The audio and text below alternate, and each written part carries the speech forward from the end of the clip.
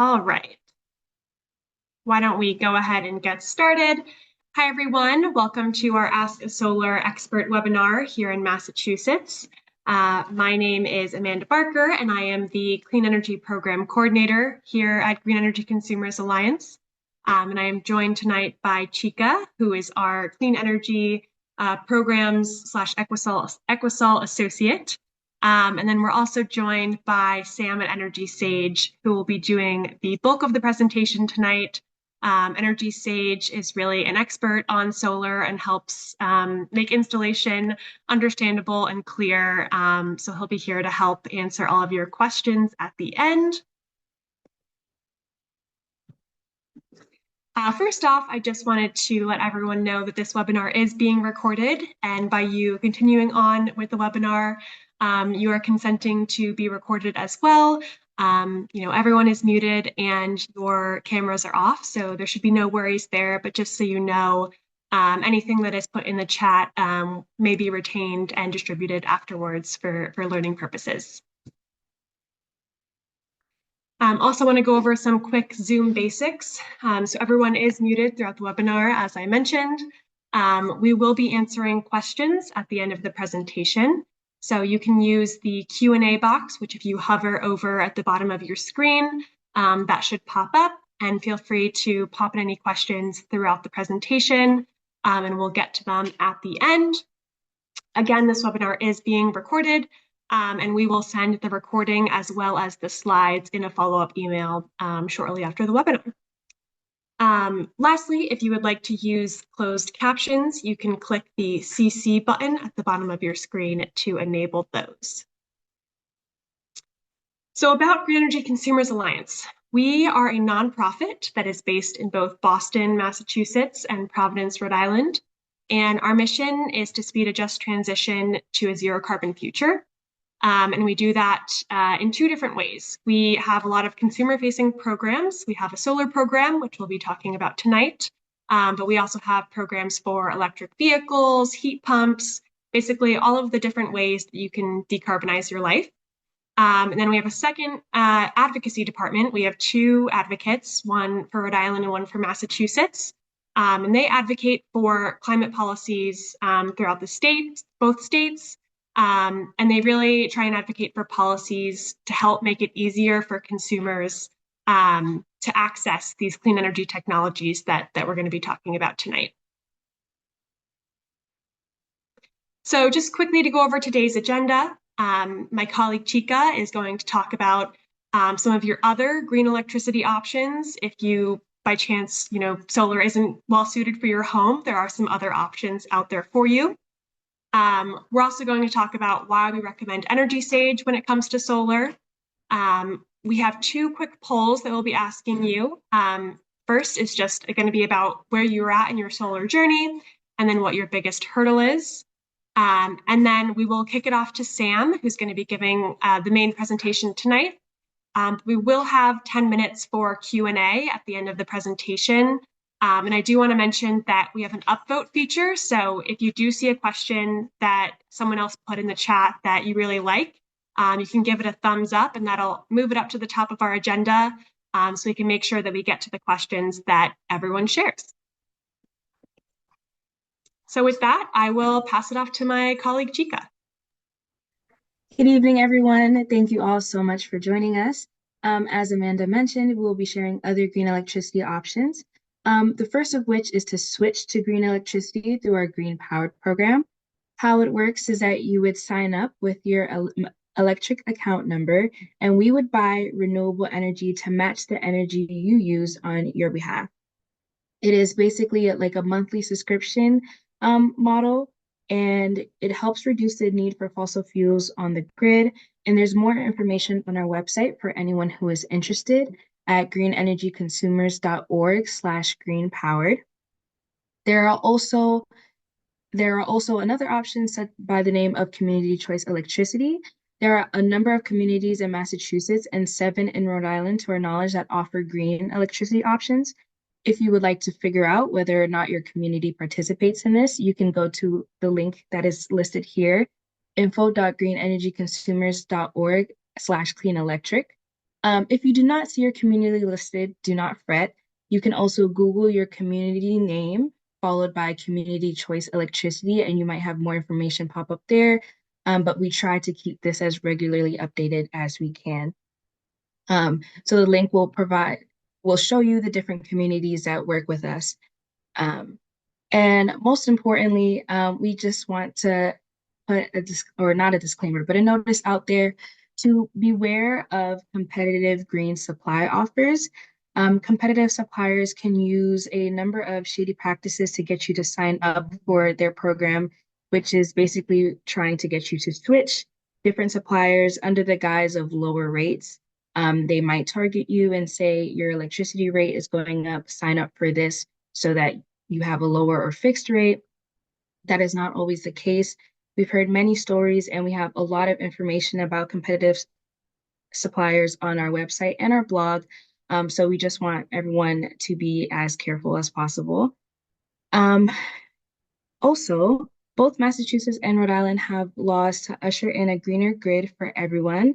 As Amanda mentioned earlier, we have policy advocates that work here in both Massachusetts and Rhode Island, which brings us to the next slide, which is please donate to our mission. If you support the programs that we work on and if you support the webinars that we do, we also wanted to mention that all donations from now until December 3rd, also known as Giving Tuesday, are being matched by a generous donor. So if you would like to support us, you can support us at greenenergyconsumers.org/donate. And we greatly appreciate your contribution. Um, On to the EnergySage aspect of this. Why we recommend EnergySage? Well, first of all, we've been partnered with them since about 2017, if I'm not mistaken. We really do support their transparent solar process and the steps that take for community or consumer protection. Sorry.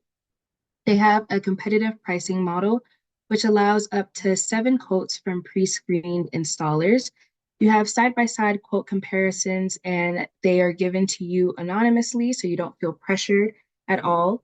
Um, they also have independent, knowledgeable advisors, such as Sam, who is with us today doing the presentation, who can aid you in every step of the way if you have any questions or concerns.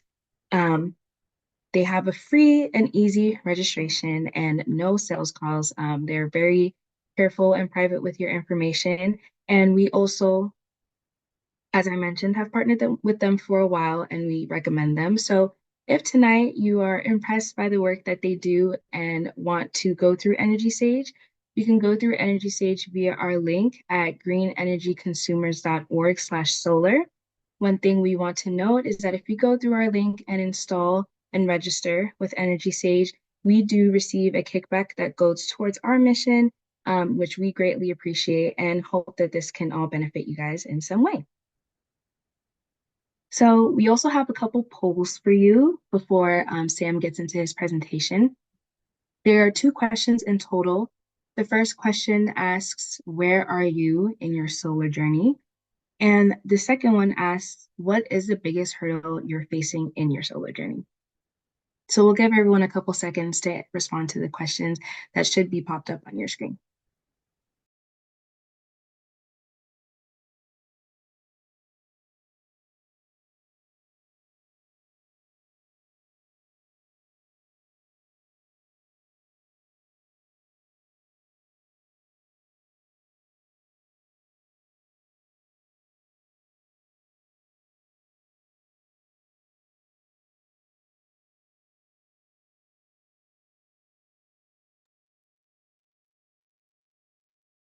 So about half of you have answered. We're going to give it a couple more seconds.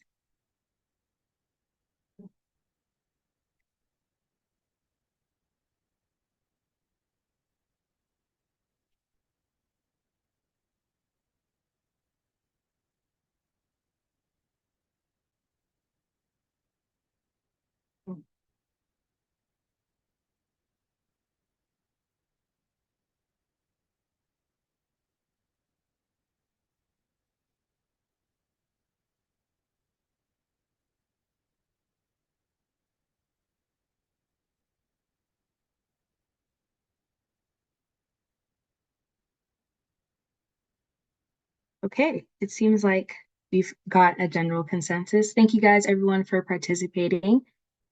Based on the poll, a lot of you guys are in a similar boat in which you are just starting out in your solar journey, which is promising because hopefully you will learn a lot from this webinar. And it seems like the biggest hurdle has had mixed responses. So that's interesting to keep in mind, but we thank you guys for your participation. And so now at this time, we will actually hand over the presentation to Sam, and who will be presenting on behalf of EnergySage. Awesome. Thank you, Chica. Yeah, Hi, everyone. Really excited to talk with you all today. And yeah, thanks so much for having me here. I'm going to present some slides on, EnergySage, what we are, what we do, but also hopefully give you guys some, useful information about the different kind of clean energy technology out there and, state incentives that are available. Just going to share my screen here for these slides. Is that coming over all right? Awesome. Yeah, so just a quick background about me. I'm an energy advisor here at EnergySage. So what I do is I work with consumers who sign up to the platform to help them review their options and just be an independent, third-party source of advice throughout the process. And I'll touch on that a little bit more later as well too. But yeah, I'm coming up on my third year here at EnergySage. I really love what I do here. I love talking to people about clean energy, solar, heat pumps, all that kind of stuff. Yeah, this is also a QR code. Just like Chica said, this is also a link to the Green Energy Consumers Alliance sign up page. So if you like, you can use that. There'll be another QR code at the end of this presentation as well too. Yeah, it's just an overview of kind of what we're going to be talking about today. Who is EnergySage? Who are we? Some more background on who we are as a company. And then I definitely want to talk about, of course, solar, touch briefly on battery storage, community solar options, EV charging, heat pumps as well too. Just all different kind of sources of home electrification there. Yeah, so this is just the basic overview of the EnergySage mission, empowering people to make smarter energy decisions, simplicity, transparency, and choice. That's our main goal. EnergySage was founded because there was a need that our founders saw in the market for more consumer transparency, right? Sure, everyone's familiar with stories of installers kind of using high pressure sales tactics and just not being upfront with information, a lot of spam calls, just aggressive outreach. So we want to give you guys the information so you can review it in your own time and make your own decisions. As you can see, we're the largest online solar marketplace in the US. And we've now expanded to cover some other products as well, including heat pumps, EV chargers, community solar. And we are officially available in all 50 states for rooftop solar, which is really, really exciting as well. Yeah, so just some individual impact here. I think it's fun to kind of get into, the numbers about what is your going solar actually do to contribute to, decarbonization and reducing your carbon footprint. So I just wanted to throw this slide up to show, what the lifetime emissions are like when you go with solar rooftop versus, continuing to use fossil fuels. And I think it's cool to note here as well, too, that this also applies for community solar, even if you're not installing solar on your home, but using a community solar option. Similar slide, just again, just put it more personally. This would be, your carbon offset for like a 7 kilowatt system over 20-year period. So you can see equivalent to 12,608 trees planted, 103 cars off the road, and 492 metric tons of avoided carbon emissions. So there's a real tangible impact, environmentally to taking the step to go solar here, aside from all the awesome, return on investment and cost savings that you'll get. Cool. Let's start with rooftop solar here. This is the star of the show. Primarily what EnergySage has done. We've been a company online since 2012. We started doing rooftop solar, and that's still the primary driver of our company. A couple of the topics I want to talk about today, include net metering, that you get compensated for electricity you send back to the grid. System connections, just overviewing how solar connects to your home and to the grid, the components that go into the solar panel system, how it benefits you, and where we come into the picture to support you if you're considering those options. Yeah, so just the basics of solar. Sure, it's a review for some people, but PV or photovoltaic is what we do. It's the most common type of solar these days, where you're taking the sun's energy and converting it to electricity. Um, you can see from our little design over here, a couple different, components. One obviously being star of the show, the PV solar panels that everyone sees on the roofs. Another aspect, though, is the inverters. These are really important parts of the system. They take the DC power from the panels and invert it to AC to put it back into your home, into the grid. And they're kind of the control center of your system. It's where you'll be able to monitor its production, make sure everything's operating appropriately. Racking and mounting systems, self-explanatory, keeping it on the roof. Performance monitoring systems, again, usually tied to your inverters. And then solar batteries, which we're seeing more and more being included in solar quotes to give you the option to, power your home when there's an outage.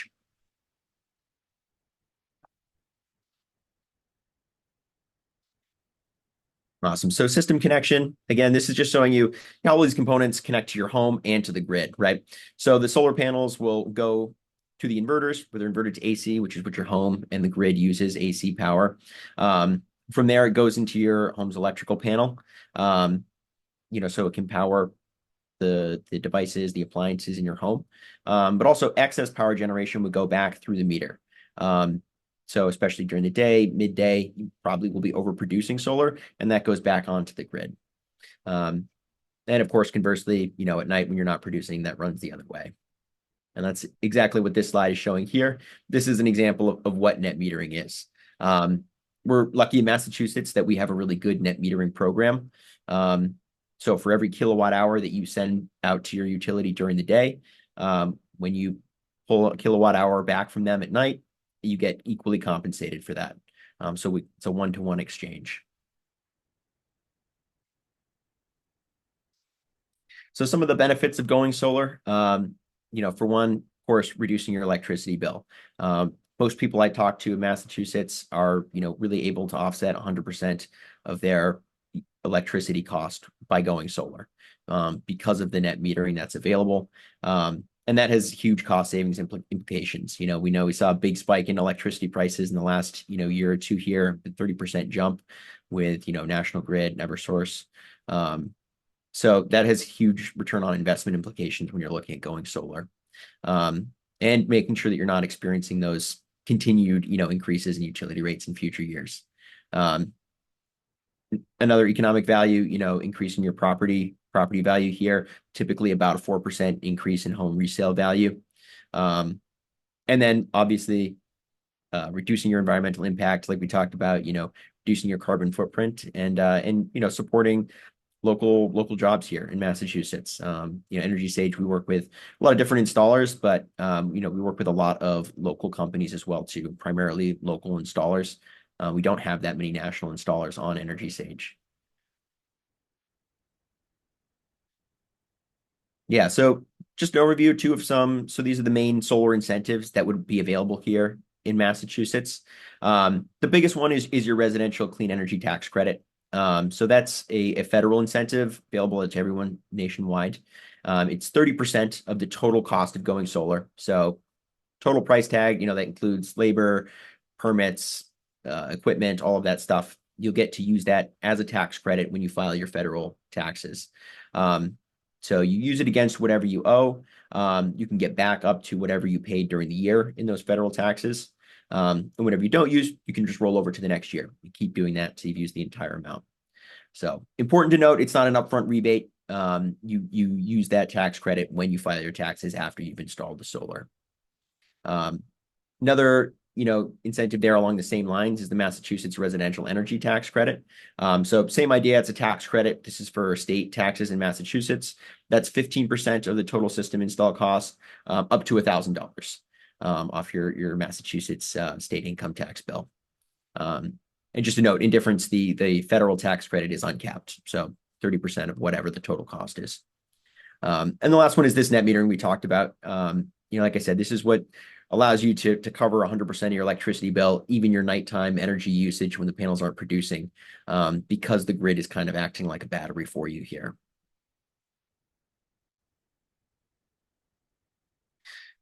Yeah, so this is where EnergySage may come into the picture. I saw on the poll here, it looks like a lot of people were, still at kind of the discovery phase, right? And I think that's a really good place to get introduced to EnergySage and what we do. We have marketplaces where we work with local installers. So you can create an account with us, get up to 7 quotes from local companies to compare and review, without having to share your personal information with them. But we also just have a lot of information, that we want to share to help educate people. So we can be a resource if you have questions about solar. We have a lot of great articles online. Really, any topic in the clean energy sphere, if you Google that plus EnergySage, we probably have an article on it. And I think our marketing and information team does a really good job putting that stuff together. So that's where a lot of people find us, the research phase, like we are today. From there, the next step would be, if you're interested in kind of exploring this further, signing up to start receiving those quotes. Usually takes 1 to 2 days to get them in your account. And then reviewing them. And that's often where I come into the picture as the energy advisor. And if there's something that makes sense for you and you want to move ahead with an install, you can select an installer right through EnergySage. And then you guys will, discuss the details and payment to install solar on your home. So this is an example of what it would look like once you've received those quotes on EnergySage. It's what we call our compare view. There's a lot more information if you're scrolling down the page here, but just the idea is that, you can see the installers here and compare side by side, things like price per watt, warranties, system costs, as well as having access to the installer pages where you can learn more about these companies. And these also include, financing options, for example, too. So you can look at those, compare and contrast them. From this view as well, too, you might see at the top here, messages. So reaching out to the installers is something you can do through EnergySage.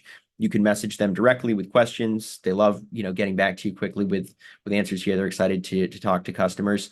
But you can do that communication without having to share your email or any of your information with the installers, which again, I think is something pretty unique that EnergySage does here. Yeah, and then energy advisors. That's again my role at the company here. EnergySage is always completely free to use. We never charge anything. And the same goes for our advising services. So every time you make an EnergySage account, you're assigned a personal advisor. We're your advisor throughout the entire process. So you're not talking to multiple people. Even after install, if you ever have any questions, that's what we're here for. So yeah, what we'll do is go through, hopefully set up a call to review your quotes, figure out what you're looking to accomplish here, see what options are available, and work together to see if any of those make sense for you. Answer any questions you've got, and also be there to just maybe give some sanity checks, throughout the process or the install. So yeah, if you do make an EnergySage account, I would definitely recommend reaching out to your advisor. We're always really excited to hop on the phone or answer emails with any questions you might have. Cool. This is our solar calculator. I'll see if this video plays. But you can also use this QR code that will take you to our solar calculator tool. It utilizes Google, Google's like solar roof platform to give you an instant estimate for solar on your specific roof.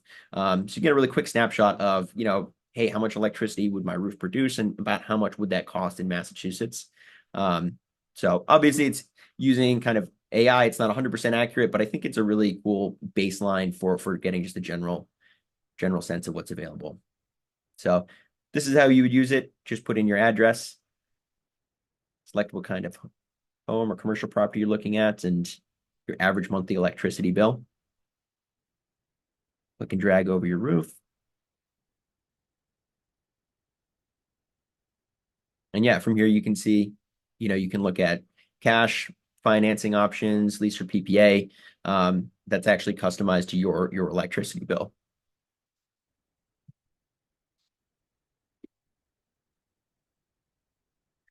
Cool. So another aspect that, I think has come more to the forefront recently in solar is battery storage. That's something that can be included on your quotes on EnergySage. And I know a lot of people are curious about it. The thing with solar panels is on their own, solar panels will not power your home if there's a power outage. For safety reasons, they'll automatically disconnect from the grid and from your home. So if you want that emergency backup capability, you'd want to include a battery. And that will allow you to power your home and allow your panels to recharge that battery in an outage situation. The prices of batteries are starting to come down quite a bit. I think there's a lot of investment in that technology. Right now in Massachusetts, because we have net metering, you don't need them for cost savings. There are some state incentives available for batteries I'll talk about in a minute, but just in terms of covering your electricity bills, it's that they're not necessary at this point. But it really is just about providing that resiliency for your home. Also something you can always come back and add later onto the system as well. But yeah, in Mass, or I should say federally, there's also a 30% federal tax credit for battery storage when you're adding it on to a renewable energy source like solar. Great thing about this is you don't have to do it at the same time as solar. Any point you add that battery, you get 30% uncapped tax credit. And that's available till 2032 at this point. Another state incentive is Connected Solutions as part of Mass Save. It's kind of a cool program. It's not 100% guaranteed. It's a demand response program. So you're allowing the utility access to your battery between June and September during peak use hours, so like 3 to 8 p.m. So at times when there's a lot of draw on the grid, they may access your battery to discharge onto the grid and offset some of that. And in exchange, they'll pay you for that electricity. So participants receive $275 for every kilowatt the utility company pulls from their battery during times when the grid is strained, which can be a great return. There's no guarantee how many times they may do that during the year. But like your Tesla Powerwall is a 13.5 kilowatt hour battery. So it can be a significant amount of money, if they use it for a couple events. If you participate in that program, you'll qualify for a 0% interest financing on your battery as well. So it's a 5-year commitment there, but that's great to see as well too, that you can get, especially with interest rates today, that they have a 0% financing option. So rooftop solar has tremendous return on investment potential. I mean, in Massachusetts, I usually see about a 5-year payoff period for people to break even if they're paying in cash for their systems. So most people are over 25 years looking at tens of thousands of dollars in cost savings by not paying their utility bills and having that increased cost. But obviously, rooftop solar is not an option for everyone. Could be environmental factors, tree shading, roof type, or if you don't own a home, if you rent, if you're in a condo that doesn't allow solar. So another product that we have here is community solar. It's another option. And I think it's a great solution for people in that boat who still want to participate in clean energy. And it allows you to save money in your electricity bills, but not have to put up any upfront money for installing equipment. Yeah, so there's a lot of different community solar farms. We have a community solar site. You can just put in your zip code and it'll show you what farms are available in your area. But like I said, I like the community solar option if solar is not a good fit because it has the same environmental impact as rooftop solar. And it's voting with your dollars, to say that there's a demand for more community solar and solar farms outputting electricity onto the grid. And unlike other clean energy programs that you might see through your utility, community solar saves you money. The cost savings aren't as great as rooftop solar, but it's still reducing your electricity bills, which I think is really fantastic for access here. So usually somewhere between 5 to 15%. There are also LMI income eligible projects that go up to 25% yearly savings on your electricity costs. The other thing about community solar, that just to add on to that as well too, they don't have long-term contracts, so you can leave the programs at any time. So you're not locked into making commitments, especially if you are a renter, you might be moving, that sort of stuff. Just to give you a sense of how it works here, what you do is you'd have a community solar farm, probably seen them on the side of the highway. They're putting electricity back onto the grid, and in exchange, they're receiving credits that are being generated similar to net metering. Now the community solar farm has all these credits. What do they do with them? They would sell them to you. So you would sign up to subscribe to purchase these energy credits that would be applied to your electricity bill. And in exchange for that, the community solar farm will sell you those credits at a discount. So that's where the cost savings come in. So same idea with net metering. You're using those credits. Each credit is a kilowatt hour. It's applied directly to your electricity bill. So it's covering the cost there, and the cost you're paying per kilowatt hour is discounted, usually 10% of whatever the utility is charging. Just a nationwide map to get a sense of, kind of what's out there for community solar projects. It's not in every state, obviously. It's really heavily dependent on state incentives. So again, not great being in Massachusetts, where we have a really supportive state for clean energy and solar. That we have a lot of community solar projects available across the state. Yeah, just again, an overview of kind of the virtual net metering and how community solar works. Farm producing energy, getting those credits, you purchasing those credits and then applying them to your bill.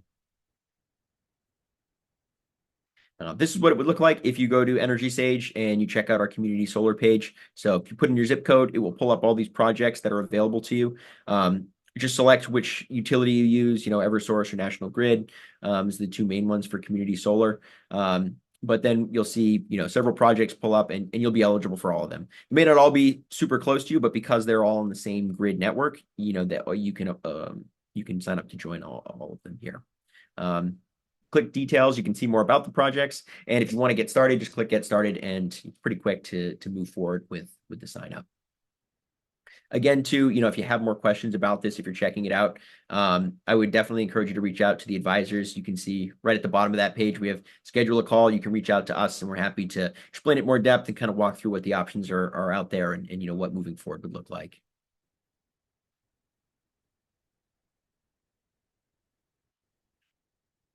Yeah, EV charging. EV chargers are something new that we've recently added to our marketplace.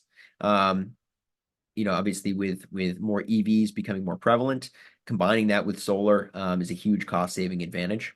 Right now we have a direct purchase marketplace. So if you're interested in checking out, what EV chargers cost, we have most models that are available on the market. You can check those out. We have more information about them as well, too. There's some really good articles.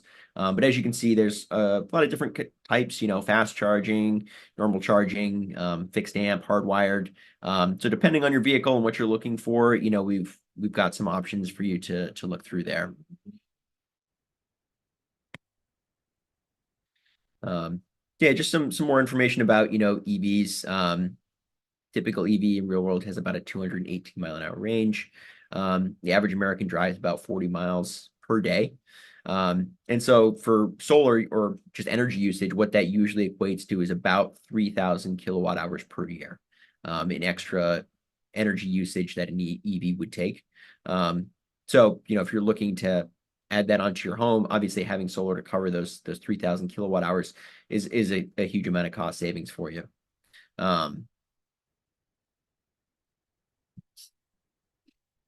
Okay, here we go. Yeah, EV charger incentives. There's not too much out there, but there is again a federal incentive for that. It's 30% of the cost, up to $1,000. Usually these EV chargers are about $1,500 to $2,500, so that's a pretty significant portion of that cost.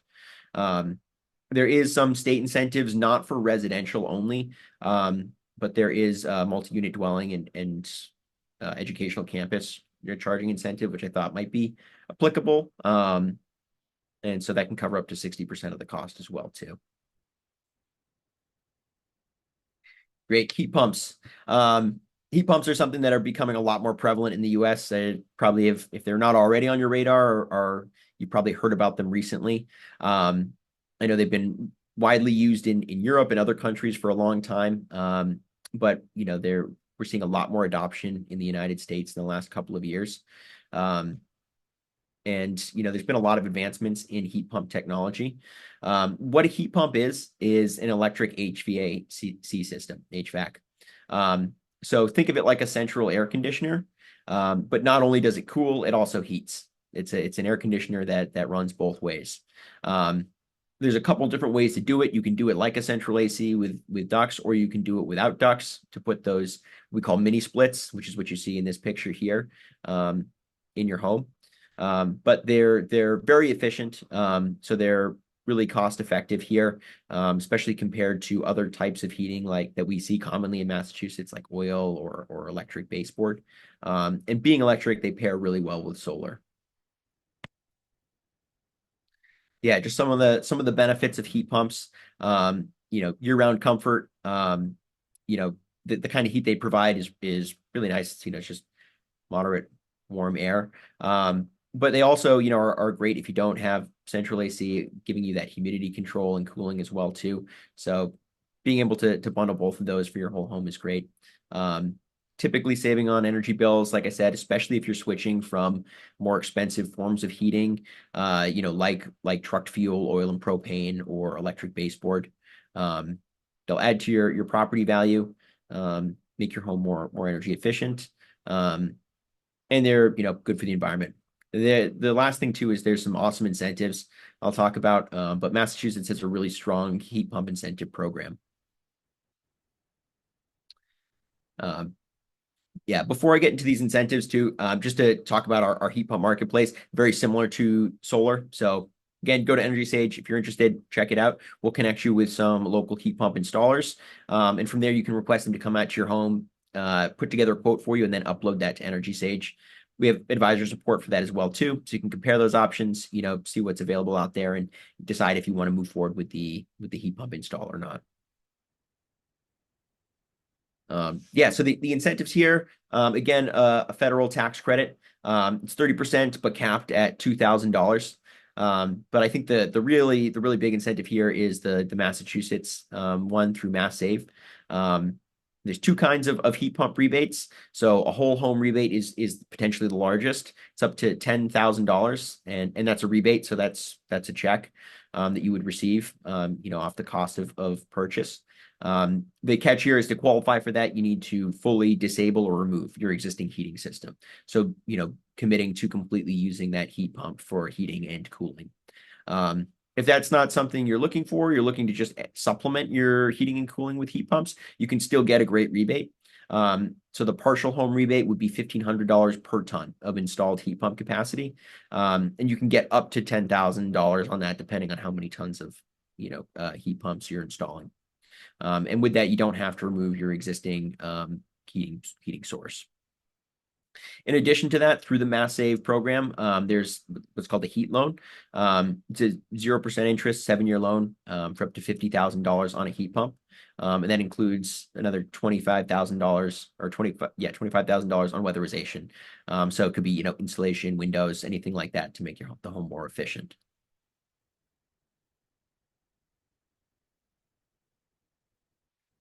Awesome. So yeah, if you're interested in getting started, this is the QR code for EnergySage here. You can just click on that. That'll take you to the link, and you can sign up through there. Like I said, we also have a lot of articles online, so definitely, if you have any questions, check that out. I'm sure we have an article with some answers there for you. And with that, I know we'll looking to do a Q&A. I think we're maybe a couple minutes early here, but hopefully we've got some good questions. No worries. Thank you so much for that awesome presentation, Sam. We do have some questions in the Q&A. Just a reminder, if you have questions, now's your chance to plug them into the Q&A box. And also you can go through and upvote, give a thumbs up to any questions that you definitely want to see answered tonight. All right, so it looks like we have a couple of questions about solar shingles, the status of solar shingles. I don't know if you have any insights on that, Sam. Sure. Yeah. Yeah. It's definitely something that I get a fair amount of questions about. I understand why it's a really cool concept. Right now, there's only a couple people doing solar shingles. I would say Tesla is probably the biggest name in shingles. I don't see them quoted on EnergySage yet. To my knowledge, none of our installers are using them. And the real reason for that is that they're just very expensive for what they are, and they're also not very efficient at this point, which is kind of both the worst of both worlds in that sense. So they end up being really costly. And on top of that, they're a very new technology that hasn't been really proven. When you're looking at solar, like modern solar panels, I mean, solar panels have been around since the 70s. They come with 25-year warranties. Those are pretty rock solid, and installers feel really confident in that. We know how they're going to degrade. You don't have that kind of information with the solar shingles. Awesome. Thanks for that answer. Chica, do you want to take the next question? Yeah, of course. So the next question we have on here is, how is solar installed on flat roofs like triple deckers? Yeah. Yeah, so there's two ways. So flat roofs, they may do a penetrating mount kind of similar to if you were, mounting on a sloped roof. So using a flashing, drilling into the main supports and then sealing that with sealant. The other route to go would be ballast. So depending on the roof structure and, how high the panels are up off the roof, you would just use, weight, really, ballast or weight to hold those panels down. So that's something you talk over with your installer. They'll come out, check out the roof for you. Just depends on each structure. It's kind of a case by case basis. Thank you for that. Awesome. We're also getting a question about pigeons or squirrels interfering with the panels on the roof. Is there any solution for that? For sure, yeah. It does happen, for sure. One thing you can do is install what's called a critter guard. So it literally just a fence that goes around the perimeter of your panels to prevent those guys from getting under there and chewing on some wires. It's not something you necessarily have to get. I would say most people I talk to probably don't get the critter guard. But certainly if you've got woodlands near your home or you see, birds and squirrels on your roof, probably a good idea to invest in one just to protect your investment in the panels. Thank you. The next question that we have on here asks, what is the net metering kilowatt limit for residential solar PV installed in Massachusetts? Yeah, great question. So right now it is still 10 kilowatts as the maximum limit to receive one-to-one net metering. That's 10 kilowatts AC. So that's based on the inverter output. So you may have a slightly larger system in terms of, the watts per panel installed in your roof. Legislation was passed to bump that up to 25 kilowatts. Unfortunately, right now it's just kind of in a limbo where it hasn't been implemented yet. So it's coming. We don't 100% know when. I think there's optimism it will be really unveiled this year in 2025. But yeah, still waiting to see. Great. Then someone asked if there is likely to be an end to net metering in Massachusetts. Do you have any insights there? Yeah. The consensus is not anytime in the near future. Massachusetts has been seemingly pretty committed to increasing its, renewable energy adoption. And I haven't seen any talk or seen legislation coming down the pipeline that I'm aware of to roll back our net metering at this point. I'm sure it's something that will happen in the future. As we saw, California was probably the biggest state to roll back their net metering program pretty substantially, and they kind of tend to set the tone right nationally for clean energy and solar policy. But I would say in the next 5 years, I don't expect any changes coming to Massachusetts net metering. Thank you. I think this next question popped up when you were discussing how it is completely free to sign up. But one person asks, how does EnergySage make its money? Yeah, great question. So what EnergySage does is we pre-vet installers, make sure they're quality businesses, good reviews, insurance, financials, all that kind of stuff. If they come on our platform, then we get a subscription-based lead fee from them. So for each lead, we get a flat rate fee. And that's how we make our money. Similar for community solar projects. Great. I think someone is asking for the link to put in their zip code for community solar. So we will be circulating these slides afterwards, but I don't know if you want to pop back to the slide easily now. Yeah, I don't know that I have the link on that page. Oh, okay. But I can drop it in the chat here. Also, if you go to energysage.com, you'll see at the top there's a couple options. Community solar should be right there, and you can go put your zip code in, but I'll grab that link for you. Awesome. Thank you.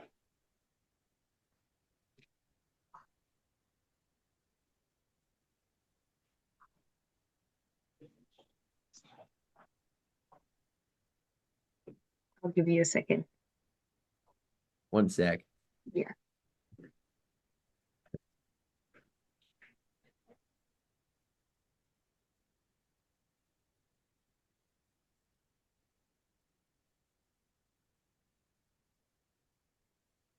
While we're waiting on Sam to get the link, if you want to review any of the questions in the chat and upvote any that you definitely want us to get to, that'd be great.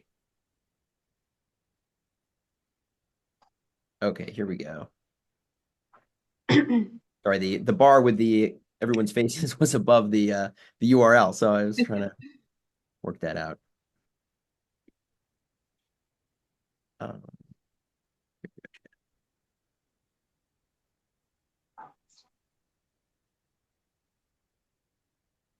okay, just posted that to chat for you.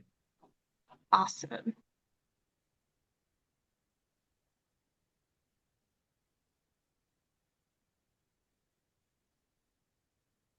Thank you. I also typed that as a response to the question so that the link is also there as well. But the next question is a bit of a long one, but it reads, I don't know how to pronounce that. I live in Ipswich, Massachusetts, which has its own power company with the net cost, including delivery, of 0.1685 cents per kilowatt hour. You mentioned that you could join a community solar program in a nearby town. Hamilton, which is next door, has community solar, but they are on National Grid. Are there any savings in it for me? So I'm sorry, was this person on National Grid or Eversource, or were they using a municipal? No, municipal. Gotcha. Okay. So really for municipal utilities, there's probably not a community solar farm on our platform that they could sign up for. That's something they'd have to reach out to their municipal utility for. Unless their municipality is using National Grid power and selling it back to them, there might be an option, but it's pretty rare. So I would really reach out to the municipality in that case, just because every one of them kind of has a different policy. So it's really hard to, you got to take it case by case. Awesome. Thanks for that answer. We also have another question asking how you review the quality of the contractors on your list. Yeah. So when we're looking at bringing a contractor onto EnergySage, the things we're looking at are, for one, their reviews, just making sure that they have a good reputation. And then digging into their certifications, right? Making sure they have any required state incentives, making sure they have NABCEP certification, the right insurance, making sure they have workers insurance as well as, homeowners insurance, vehicle insurance as well too. And making sure they have good business practices, right? We don't want any fly-by-night companies or people with unethical business practices on the platform. And they have to be in business for at least 2 years. So if they pass through all those requirements, then they can quote through our platform. But we continue to monitor their progress once they're on EnergySage. So we have a dedicated team of installer managers that meet with them regularly to check on their performance. And we take that seriously. If there is an issue or practice we feel doesn't align with us, then we have and will remove installers from the platform.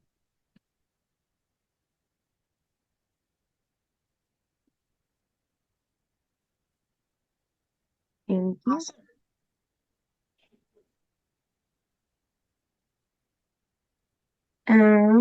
Another question that we have on here is, can an individual get the whole house heat pump 10K rebate for a DIY install?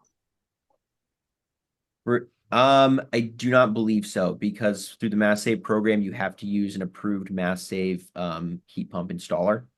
So I don't think that would be possible. Yeah, that's correct. We're also getting, I think, just like a clarifying question. If you could speak to leasing solar versus owning solar, seems like people are looking for more information there. Totally, yeah. Leasing's been really popular in the past. I think, 10 years ago, it was kind of the standard way to go solar. With a lease, obviously, you don't own the equipment. There's leasing. There's also what's called a PPA. So instead of leasing the equipment, you're paying for the power that's being produced per kilowatt hour. Right now, most people I talk to end up not doing a lease option. And the reason for that is, With a lease, you don't get the incentives. And then it means the 30% federal tax credit, the $1,000 state tax credit. And that just really brings down your 20-year savings for most people pretty significantly. A lot of leases also have yearly risers in cost, like 3%. So the financial gains that you can get by owning your own equipment are much higher. In addition to that, there's a lot more flexibility, right? If you move in 10 years, you can pay off a solar loan early. With a lease, you may have to get somebody to take over that lease. Also, a lot of leases don't have a clear buyout price listed in the contract. So the installer gets to tell you whatever price they kind of think is the right price if you want to leave. So can be a lot of red tape in there that I usually try to recommend people don't go for that option if possible. Sam, thanks for that answer. Thank you. We have a question that reads, all of my neighbors with heat pumps say that it costs them more. What is the scenario where the energy costs less? Yeah. So if you're switching over from natural gas as your primary heating source to heat pumps, you're probably going to see an increase in your energy costs, right? Heat pumps are really efficient when they're cooling, but they do use a lot of power to heat. And electricity prices are pretty parallel with natural gas. If they're switching over from, like I said, a more expensive truck fueled source like oil or propane or electric baseboard heat, which is really inefficient, then I would expect to see straight up cost savings.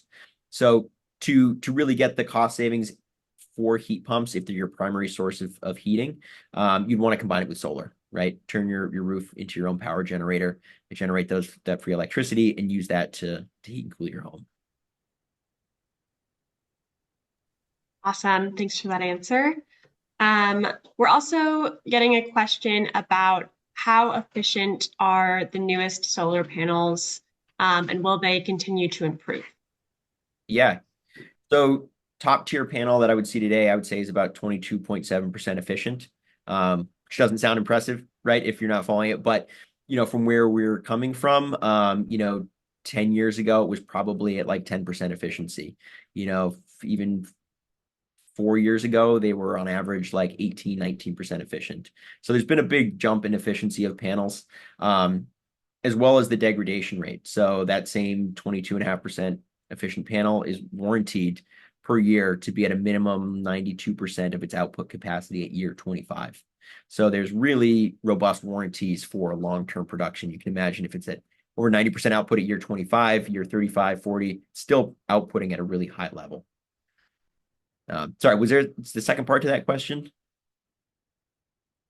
I think they're just asking, will they continue to improve over time? Gotcha.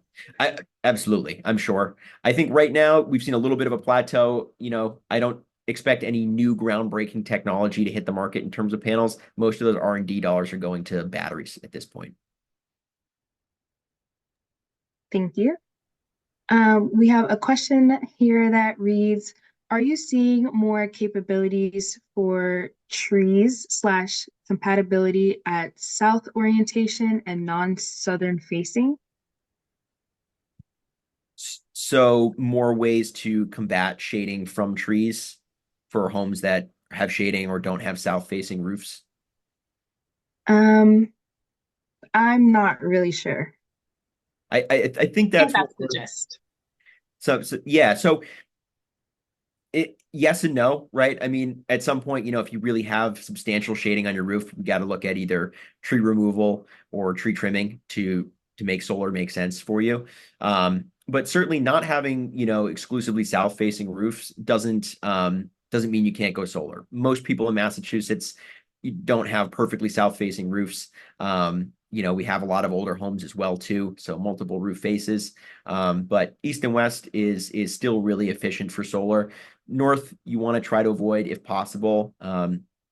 Still can do it, but you are going to see some lower production.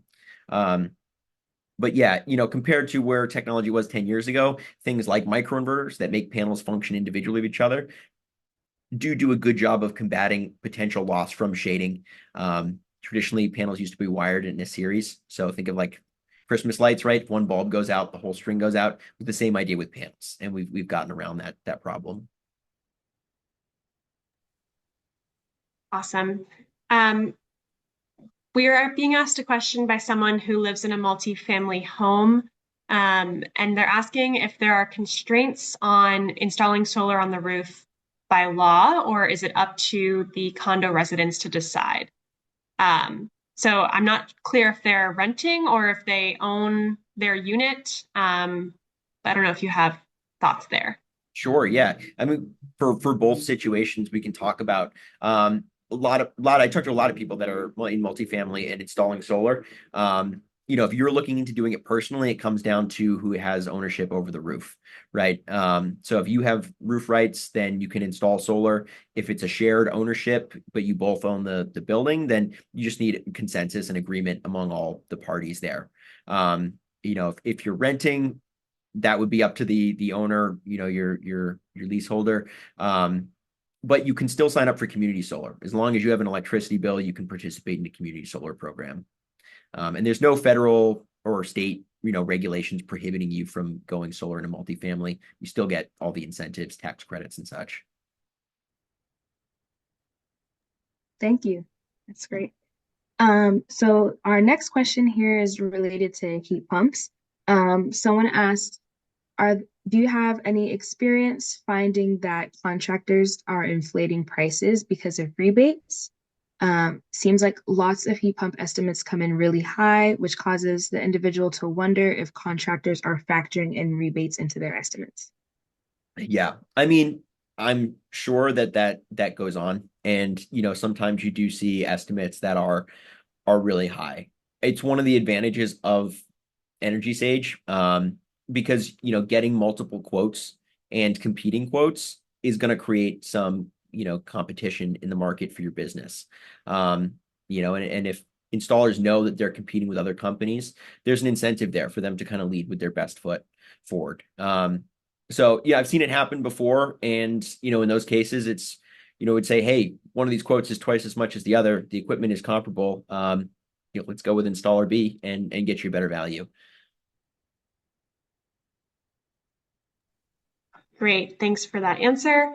And then we have a question about someone is 20 years into a 30-year roof, and they're asking if they would need to replace the shingles now if they wanted to install solar now.